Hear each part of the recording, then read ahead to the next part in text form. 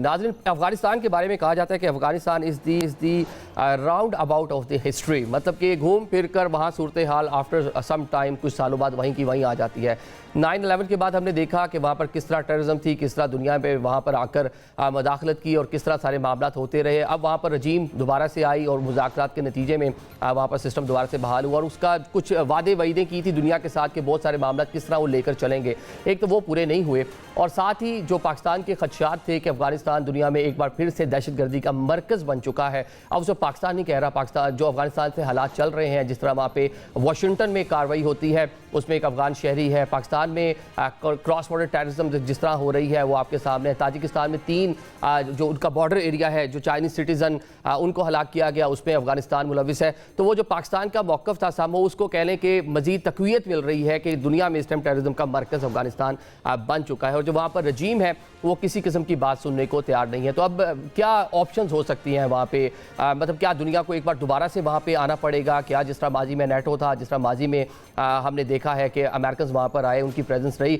तो क्या दोबारा हालात उसी जानिब बढ़ रहे हैं? क्योंकि पाकिस्तान का जो उसके हवाले से मौक़िफ़ रहा है, पूरी कोशिश की हमने बातचीत से मामला बेहतर हो जाए, लेकिन वो चीज़ें हो नहीं पा रही। अफगानिस्तान के हवाले से अफवाज पाकिस्तान के जो तर्जुमान हैं उन्होंने चंद रोज़ पहले सहाफ़ियों से गुफ्तगू की थी, हम भी उसमें शामिल थे। आज उसकी प्रॉपर जो है वीडियोज़ वगैरह आई हैं। क्या कहा था अफगानिस्तान के हवाले से और क्या खदशात हैं पाकिस्तान को, ये ज़रा आपको सुना देते हैं पहले। एग्रीमेंट उसके अंदर ये बड़ा क्लियरली लिखा था कि किसी को थ्रेट नहीं करेंगे, कुछ नहीं करेंगे। We say that you need to act now like a state. उन्होंने यही कहा था ना कि हम जो अपनी जमीन को दहशतगर्दी के लिए इस्तेमाल होने नहीं देंगे। अब वहां पे एक रजीम बैठ गया है which is a non representative regime. Terrorism की one of the reason is this कि यूनाइटेड स्टेट्स और कोलिशन फोर्सेज जहां से गई, तो ये सिगार की रिपोर्ट है, कहती है कि 7.2 billion $7.2 billion worth of US military equipment ये वहां पे वो छोड़ गए। And these terrorists are not only Pakistan specific, ये दहशतगर्द पूरी दुनिया के लिए खतरा बन चुके हैं।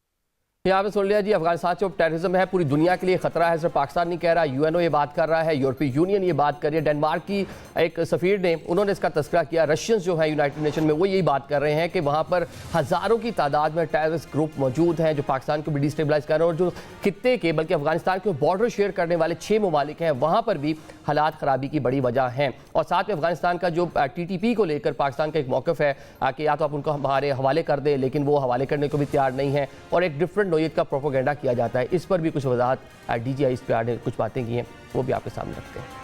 हमने उनके सामने तमाम तरह के सबूत रखे।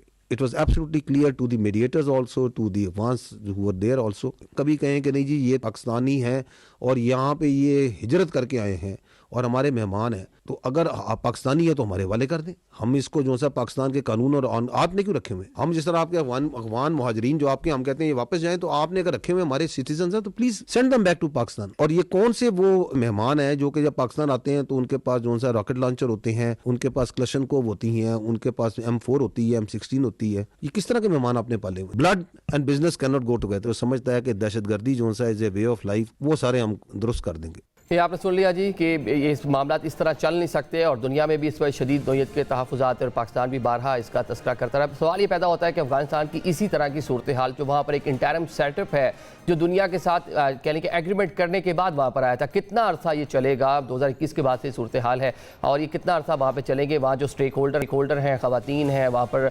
मिनॉरिटीज़ हैं, किसी को ऑन बोर्ड नहीं कर रखा, तो बहुत सारे सवाल यहाँ पर उठ रहे हैं